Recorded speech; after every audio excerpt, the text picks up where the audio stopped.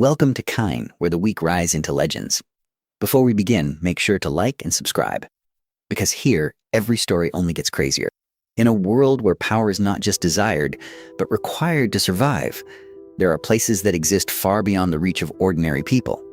High above the clouds, where the air grows thin and silence becomes overwhelming, only those who seek strength above all else dare to remain. And it is here that destinies are forged or erased. This is not a place of peace. This is a cultivation sect where every breath, every movement is a step toward power.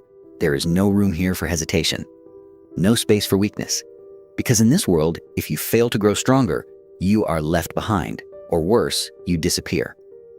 And in the middle of all this discipline, this relentless pursuit of strength, lies someone discarded, his body motionless, his blood staining the snow. Everything about him suggests this is where his story ends. But then something changes against all expectations, against everything that should be possible. His eyes open, not with strength, not with clarity, but with confusion.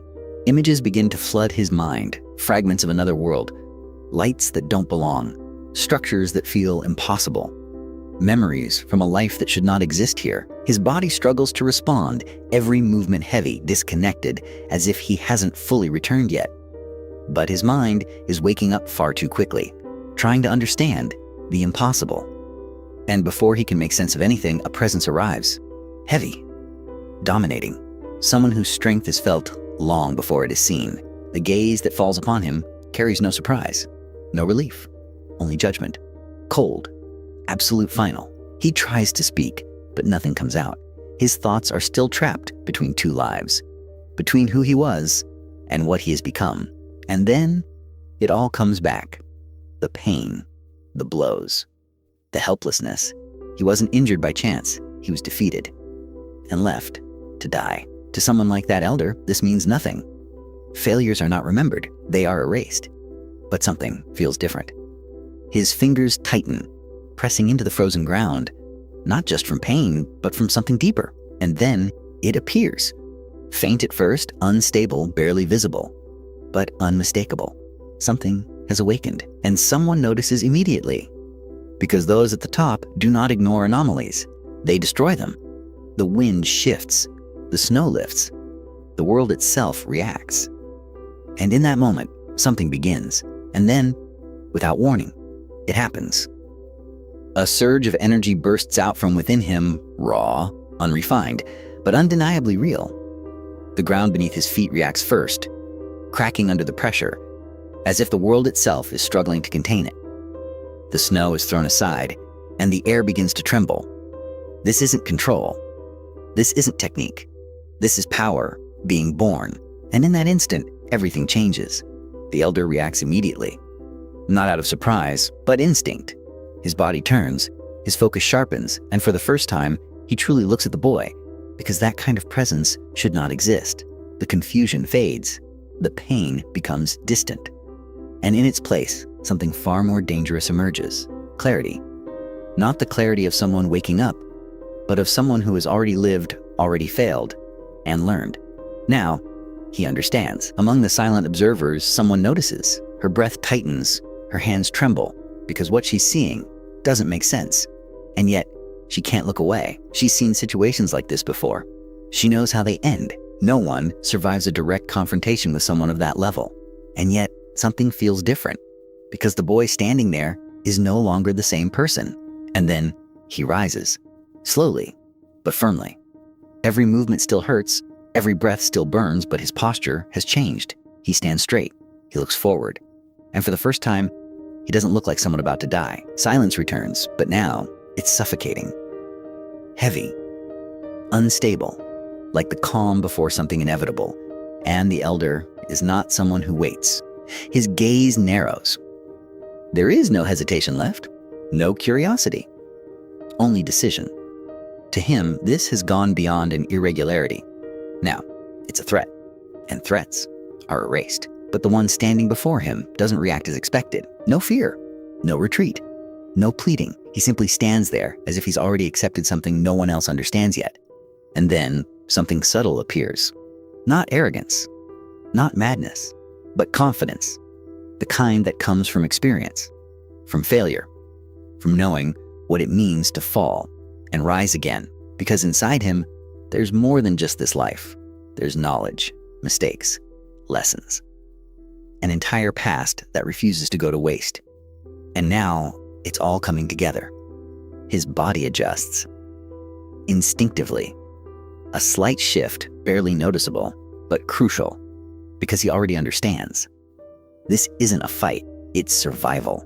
And then it begins. No long buildup, no warning. The elder raises his hand, and energy gathers instantly. Dense, controlled, deadly. A single motion, and the attack is already there. Too fast to follow, too precise to miss. A strike meant to end everything in one moment. The ground splits open, snow explodes into the air, and destruction carves a path forward. A direct hit. No hesitation. No mercy. For anyone else, this would already be the end. Time seems to slow down. Or at least, that's how it feels to him. The attack is already upon him, faster than anything his body should be able to react to. But his eyes, they follow. Every detail, every shift, every fraction of movement. He doesn't just see the danger, he understands it. And at the very last possible moment, he moves. Not perfectly, not cleanly, but just enough. The energy slices past him, so close that the air itself distorts around his body. One instant slower, and everything would have ended right there. His foot slams into the ground, compressing the snow beneath it, forcing his body to stabilize.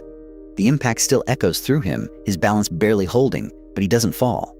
Because now he's learning, adapting in real time. Without thinking, his hand rises, not out of conscious choice, but instinct. Something deep within him already knows what to do, and this time, the energy answers more clearly. It's no longer just a faint glow, no longer unstable now. It gathers, it focuses, it takes shape. Still imperfect, but evolving far too quickly. And then, the impossible happens. The energies collide. A violent shockwave erupts.